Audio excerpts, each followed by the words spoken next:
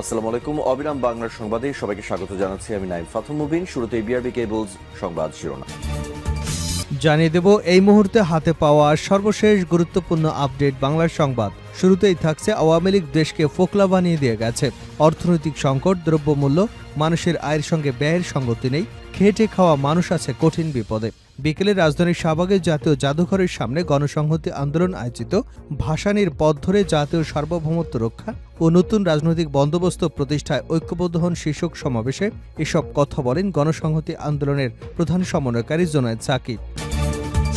এবারে জানাবো, আওয়ামী লীগ সরকারকে আর কখনো দেশের জনগণ ক্ষমতায় দেখতে চায় না, বরং বিচার চায়। তাই শেখ হাসিনা সহ সকল খুনিদের বিচার বাংলার মাটিতেই করতে হবে বলে মন্তব্য করেছেন বিএনপির যুগ্ম মহাসচিব ও জেলা বিএনপির আহ্বায়ক খায়রুল কবির খোকন। জানাবো, ভিসা দিচ্ছে না ভারত, ঢাকায় ইউরোপীয় দেশগুলো দূতাবাস স্থাপনের দাবি। বাংলাদেশ থেকে বিভিন্ন দেশে শিক্ষা ও কর্মসংস্থানের লক্ষ্যে অভিবাসন প্রত্যাশীদের সংখ্যা ক্রমেই বাড়ছে। ইউরোপীয় বিভিন্ন দেশে কনসুলেট এবং অ্যাম্বাসি কার্যক্রম না থাকায় নাগরিকদের ভারত অথবা নেপালে যেতে হচ্ছে ভিসার জন্য। সঠিক নথিপত্র পাওয়ার পরও ভ্রমণের জন্য ভারত ভিসা প্রত্যাখ্যান করছে। ভোগান্তি এড়াতে বাংলাদেশে ইউরোপীয় দেশগুলোর দূতাবাস অথবা কনসুলেট স্থাপনের দাবি জানিয়েছে ইউরোপ গমনেচ্ছ ভিসা প্রত্যাশী ঐক্য পরিষদ। এদিকে বাংলাদেশে বিদ্যুৎ সরবরাহ শুরু করল নেপাল। ভারত হয়ে বাংলাদেশে আনুষ্ঠানিকভাবে বিদ্যুৎ রপ্তানি শুরু করেছে নেপাল। এর মাধ্যমে ভারতের পর তৃতীয় কোনো দেশে প্রথমবারের মতো বিদ্যুৎ রপ্তানি শুরু করল দেশটি। এই পদক্ষেপে আঞ্চলিক বিদ্যুৎ বাণিজ্যের ক্ষেত্রে ঐতিহাসিক মুহূর্ত হিসেবে মনে করা হচ্ছে। জানা গেছে, ত্রিপক্ষীয় চুক্তির অধীনে বাংলাদেশের কাছে 40 মেগাওয়াট বিদ্যুৎ রপ্তানি করবে নেপাল। এবারে থাকছে রাষ্ট্র সংস্কারের পাশাপাশি রাজনীতির সংস্কারও জরুরি।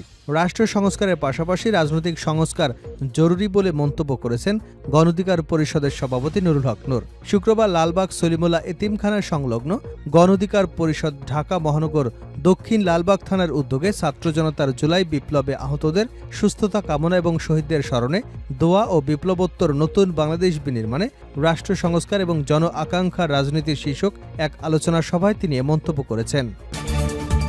এবং সর্বশেষ জানাবো আন্তর্জাতিক সংবাদ। ইরানি রাষ্ট্রদূতের সঙ্গে ইলন মাস্কের গোপন বৈঠক। যুক্তরাষ্ট্র এবং ইরানের মধ্যকার দীর্ঘদিনের উত্তেজনার মধ্যেই এবার ইরানি রাষ্ট্রদূতের সঙ্গে এক গোপন বৈঠক করেছেন ইলন মাস্ক। মার্কিন সংবাদ মাধ্যম দ্য নিউ ইয়র্ক টাইমস এক প্রতিবেদনে এমন তথ্য জানিয়েছে। ইরানের একাধিক অজ্ঞাতনামা সূত্রের উদ্ধৃত করে মার্কিন পত্রিকাটি বলছে, বিশ্বের শীর্ষ ধনকুবের মাস্ক এবং ইরানি রাষ্ট্রদূত আমির সাইদ ইরাভানের মধ্যকার এই বৈঠক ছিল ইতিবাচক। গত সোমবার একটি গোপন স্থানে আমির সাইদ এবং ইলন মাস্কের মধ্যে 1 ঘণ্টারও বেশি সময় ধরে ওই বৈঠক চলে, তবে সেটি গোপন থাকে। এতক্ষণ শিরোনাম শুনছিলেন, এবার বিস্তারিত। প্রিয় দর্শক, আপনি যদি এই চ্যানেলে নতুন হয়ে থাকেন, ভিডিওটি দেখতে দেখতে চ্যানেলটি সাবস্ক্রাইব করে আমাদের সঙ্গে থাকুন। আর এই ভিডিও সম্পর্কে আপনি আপনার মূল্যবান মতামতটি কমেন্ট বক্সে জানিয়ে দিন। আর হ্যাঁ প্রিয় দর্শক, জানিয়ে দিন ভিডিওটি কোথা থেকে দেখছেন। আওয়ামী লীগ দেশকে ফোকলা বানিয়ে দিয়ে গেছে, জোনায়েদ সাকিব। আওয়ামী লীগ দেশকে ফোকলা বানিয়ে দিয়ে গেছে। অর্থনৈতিক সংকট, দ্রব্যমূল্য, মানুষের আয়ের সঙ্গে ব্যয়ের সঙ্গতি নেই। খেটে খাওয়া মানুষ আছে বিপদে। শুক্রবার বিকেলে রাজধানীর শাহবাগে জাতীয় জাদুঘরের সামনে গণসংহতি আন্দোলন আয়োজিত ভাসানী পথ ধরে জাতীয় সার্বভৌমত্ব রক্ষা ও নতুন রাজনৈতিক বন্দোবস্ত প্রতিষ্ঠায় ঐক্যবদ্ধ হন শীর্ষক সমাবেশে এসব কথা বলেন গণসংহতি আন্দোলনের প্রধান সমন্বয়কারী জোনায়েদ সাকিব। তিনি বলেন, এসব সমস্যার সমাধান করা আপনাদের দায়িত্ব। 3 মাস হয়ে গেছে, মানুষ আর বেশি দিন আপনাদের সময় দেবে না। অবিলম্বে মানুষ তাদের সমস্যার সমাধান চায়। মানুষের জানমালের নিরাপত্তার ব্যবস্থা করেন, দ্রব্যমূল্য কমান, অর্থনৈতিক চ্যালেঞ্জ মোকাবেলা করেন।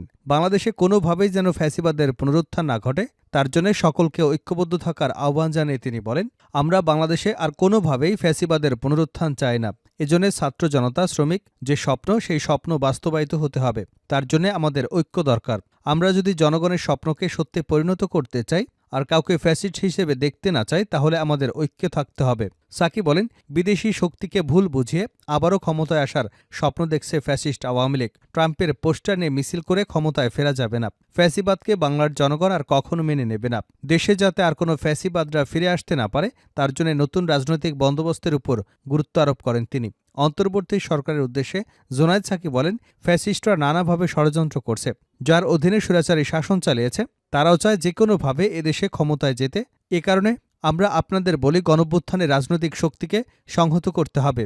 গণঅভ্যুত্থান যদি সফল হতে হয়, যে অভ্যুত্থান এখন দ্বিতীয় পর্যায়ে আছে, নতুন রাষ্ট্র নির্মাণ, নতুন গণতান্ত্রিক ব্যবস্থা বিনির্মাণ, তবে তার শক্তিকে আপনাদের সংহত করতে হবে। আমরা গণসংহতি আন্দোলন বাংলাদেশের জনগণের সার্বিক নিরাপত্তার জন্য, দেশের স্বাধীনতার সার্বভৌমত্বের জন্য আমরা লড়াই চালিয়ে যাচ্ছি। জোনায়েদ সাকি বলেন, আমাদের ঐক্যবদ্ধভাবে সংবিধান, রাষ্ট্র ব্যবস্থার সংস্কার, একটা নতুন বন্দোবস্ত এবং গণতন্ত্রের ভিত্তিতে নির্বাচন ও তার জন্য লড়াই করতে হবে। আসুন আমরা সবাই ঐক্যবদ্ধ হই, মৌলানা ভাসানীর দেখানো পথ অনুসরণ করি। এদেশের খেটে খাওয়া মানুষ, শ্রমিকরা তাকিয়ে দেখুক শহীদের তালিকা। ১৬০০-এর উপরে ছাত্র শ্রমিক শহীদ হয়েছেন, ৫০০-এর উপরে চোখ অন্ধ হয়ে গেছে, ৫০,০০০-এর উপরে আহত। শহীদদের বেশিরভাগই শ্রমজীবী মানুষ।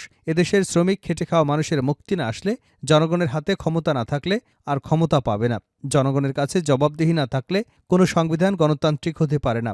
আর সে কারণেই সমস্ত রাষ্ট্র নির্মাণ জনগণের ইচ্ছার উপরেই করতে হবে। যে ঐক্যে ৫ই আগস্ট সৃষ্টি হয়েছে, সেই ঐক্যকে ধরে রাখতে হবে। আওয়ামী লীগ সরকারকে আর কখনো দেশের জনগণ ক্ষমতায় দেখতে চায় না, বরং বিচার চায়। তাই শেখ হাসিনা সহ সকল খুনিদের বিচার বাংলার মাটিতেই করতে হবে বলে মন্তব্য করেছেন বিএনপির যুগ্ম মহাসচিব ও জেলা বিএনপির আহ্বায়ক খায়রুল কবির খোকন। শুক্রবার বিকেলে নরসিংদীর গাবতলী জামিয়া কাসেমিয়া কামিল মাদ্রাসা মাঠে আয়োজিত চিনিশপুর ইউনিয়ন বিএনপির কর্মী সভায় প্রধান অতিথির বক্তব্যে এসব কথা বলেন তিনি বলেন, দীর্ঘ ১৬ বছর পুলিশের মাধ্যমে অত্যাচার নির্যাতনে দলীয় কার্যক্রম করতে দেয়নি আওয়ামী লীগ। বেগম জিয়াকে ফরমায়েশি রায় সাজার পাশাপাশি ৪ লাখ মামলায় ৬০ লাখ নেতাকর্মীকে আসামি করা হয়েছিল। সর্বশেষ জুলাই ছাত্র জনতার যৌক্তিক দাবির প্রেক্ষিতেও হত্যাযজ্ঞ চালিয়েছে হাসিনা। তাই দেশের মানুষ গণহত্যাকারীদের রাজনীতি করবার সুযোগ আর জনগণ দেবে না।